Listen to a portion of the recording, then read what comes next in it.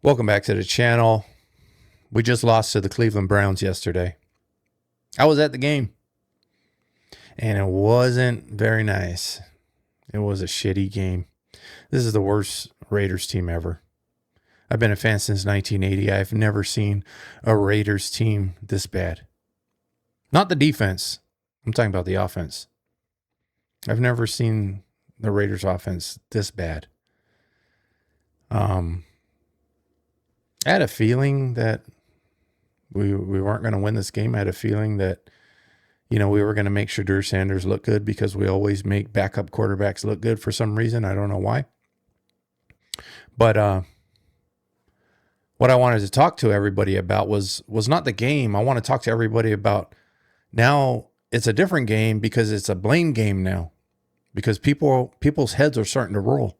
People are getting fired, right? Chip Kelly got fired. Chip Kelly's gone.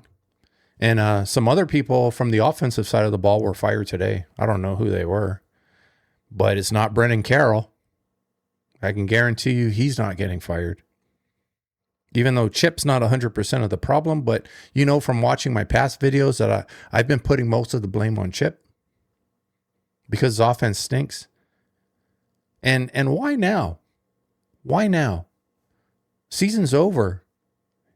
If you really want to change, they should have done this a long time ago and put somebody else in there. Because whatever Chip was bringing wasn't working at all. And now you wait until we're 2-9 and we can't score touchdowns to get rid of them and to put somebody else in there. It's over. But now it's the blame game. Pete has to save his job and his legacy, and Spytek has to save his job. So now they're starting to blame people, right? Chip is gone. Some other people on the offensive side of the ball, they're gone. Were fired today. I think Greg Olson's supposed to be taking over the OC duties and play calling. We got the Chargers in LA next week. It's going to be a tough one. Brand new offense. Here we go. But yeah. Now it's time for the blame game because people at the top have to save their jobs. All right, let's go to a really hot topic. It happened at the end of the game yesterday because let me tell you, the team was being booed. Mostly Geno Smith. Geno Smith, Pete Carroll, Chip Kelly. Those are the people I was booing. Yeah, I'm going to be honest. I was booing because I was pissed. I hate seeing our team lose like this constantly. It's frustrating, right? As fans, we get frustrated. But I know a lot of you have seen the video and have heard about it already. Let's just let this picture sink in, and thank you, Raider Jesse, for putting this on YouTube. I know somebody else filmed this because it was all over like social media last night. But this is our leader. Max is the real leader of the team, but for football teams, usually the quarterback is the leader of the team. And this is our leader right here. This is him because fans are upset and they're booing him and telling him that he sucks. The same thing the fans were in Seattle were screaming at him before he left there. That's our leader. That's what he does to fans. That's how professional he is. Yeah, I know Geno's human and he has feelings, but he's a professional football player. He represents the organization. He represents the NFL. You see, fans, we cheer for teams. We spend our money. The team makes money off of the fans, and then the team pays you to play. And you can't have compassion for the fans and understand why they're upset. Why they're booing you is because you play bad. That's why they do it. And they're letting you know. But I guess this is the type of person Gino is. And I don't like it. I don't like him treating fans like that. I don't care what a fan's saying to you. I don't care what they say to you. If you're losing, then you deserve it.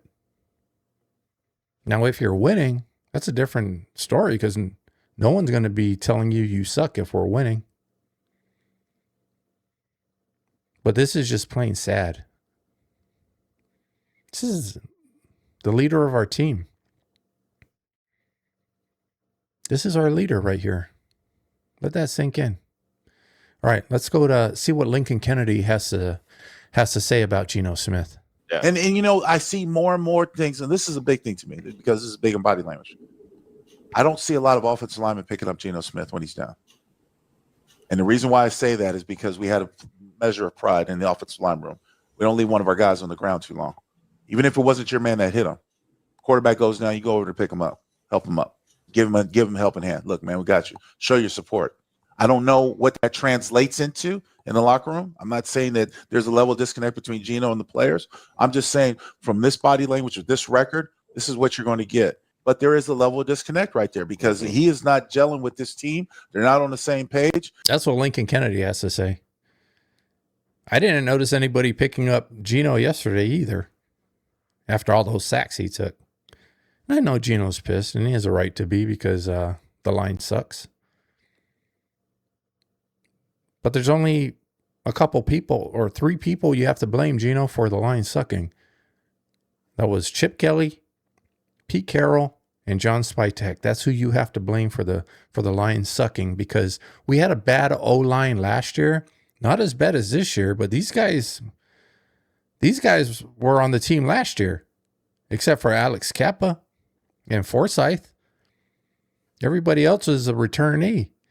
So who made the determination that we could roll with the same offensive line? Who made the determination that the offensive line was sufficient enough to draft a quarterback in the first round? Who made that determination? It was either Spytek, Carroll, or Chip Kelly. It was one of those three or all three of them.